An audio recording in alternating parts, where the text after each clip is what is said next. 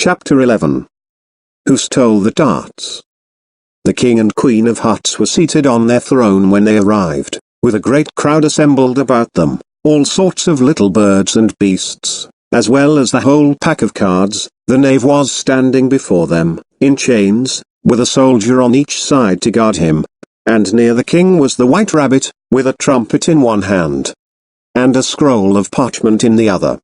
In the very middle of the court was a table, with a large dish of darts upon it. They looked so good, that it made Alice quite hungry to look at them. I wish they'd get the trial done, she thought, and hand round the refreshments, but there seemed to be no chance of this, so she began looking about her, to pass away the time. Alice had never been in a court of justice before, but she had read about them in books, and she was quite pleased to find that she knew the name of nearly everything there. That's the judge, she said to herself, because of his great wig. The judge, by the way, was the king, and as he wore his crown over the wig, he did not look at all comfortable, and it was certainly not becoming. And that's the jury box, thought Alice.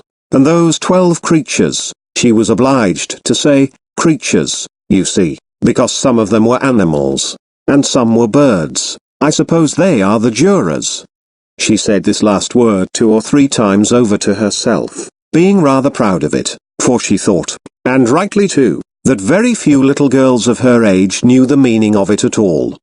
However, jurymen would have done just as well. The 12 jurors were all writing very busily on slates. What are they all doing? Alice whispered to the Griffin. They can't have anything to put down yet, before the trial's begun. Who stole the darts? Who stole the darts? They're putting down their names, the Griffin whispered in reply, for fear they should forget them before the end of the trial. Stupid things, Alice began in a loud, indignant voice, but she stopped hastily, for the white rabbit cried out, "Silence in the court!" And the king put on his spectacles and looked anxiously round, to see who was talking. Alice could see, as well as if she were looking over their shoulders, that all the jurors were writing down, "stupid things," on their slates, and she could even make out that one of them didn't know how to spell stupid, and that he had to ask his neighbor to tell him. A nice muddle their slates will be in before the trial's over, thought Alice. One of the jurors had a pencil that squeaked. This, of course, Alice could not stand, and she went round the court and got behind him, and very soon found an opportunity of taking it away. She did it so quickly that the poor little juror, it was Bill, the lizard, could not make out at all what had become of it, so, after hunting all about for it, he was obliged to write with one finger for the rest of the day, and this was of very little use, as it left no mark on the slate. "Herald, read the accusation," said the king. On this the white rabbit blew 3 blasts on the trumpet, and then unrolled the parchment scroll, and read as follows. The Queen of Hearts, she made some tarts, all on a summer day. The Knave of Hearts, he stole those tarts, and took them quite away. Consider your verdict. The king said to the jury, "Not yet, not yet." The rabbit hastily interrupted, "There's a great deal to come before that." "Call the first witness," said the king. And the rabbit blew 3 blasts on the trumpet, and called out, "First witness." The first witness was the Hatter. He came in with a teacup in one hand and a piece of bread and butter in the other. "I beg pardon, Your Majesty," he began, "for bringing these in, but I hadn't quite finished my tea when I was sent for." "You ought to have finished," said the king. "When did you begin?" The Hatter looked at the March Hare, who had followed him into the court, arm in arm with the Dormouse. 14th of March, I think it was, he said. 15th, said the March Hare.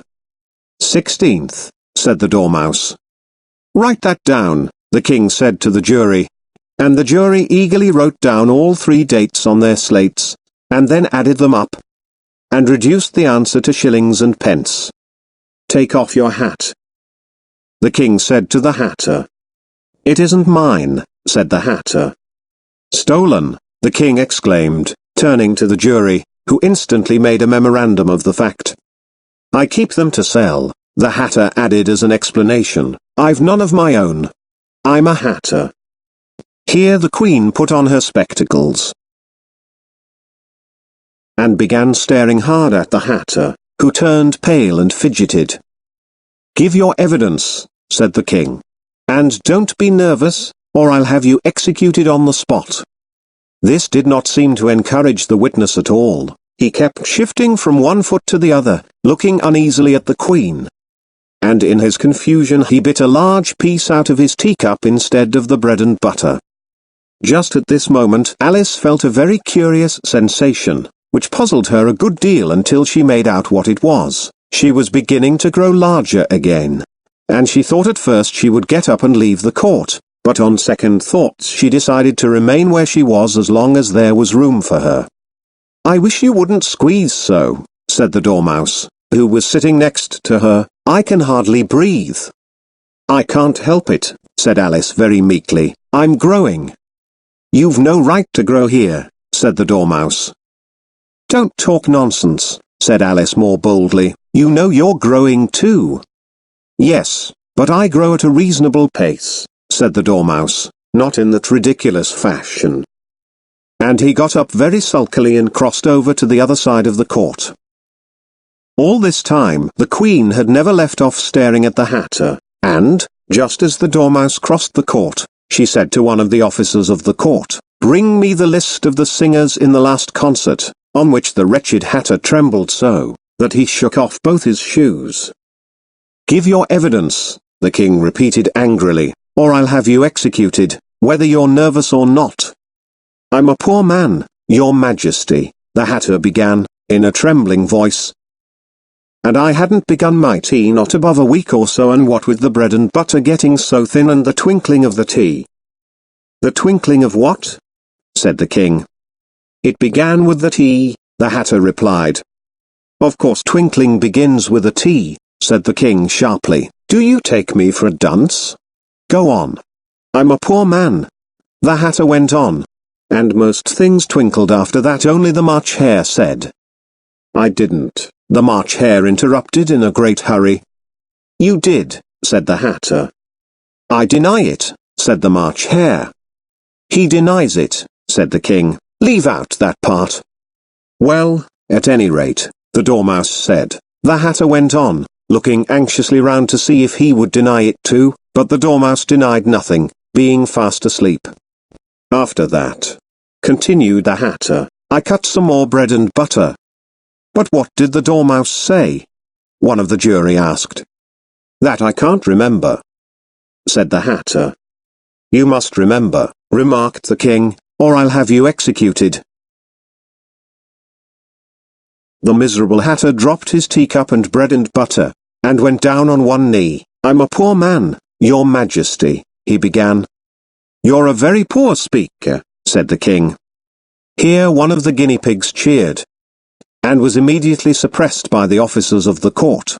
As that is rather a hard word, I will just explain to you how it was done. They had a large canvas bag, which tied up at the mouth with strings. Into this they slipped the guinea pig, head first, and then sat upon it. "I'm glad I've seen that done," thought Alice. "I've so often read in the newspapers, at the end of trials, there was some attempt at applause, which was immediately suppressed by the officers of the court, and I never understood what it meant till now. If that's all you know about it, you may stand down," continued the King. "I can't go no lower," said the Hatter. "I'm on the floor, as it is." "Then you may sit down," the King replied. Here the other guinea pig cheered, and was suppressed. "Come, that finishes the guinea pigs," thought Alice. "Now we shall get on better." "I'd rather finish my tea," said the Hatter, with an anxious look at the Queen, who was reading the list of singers.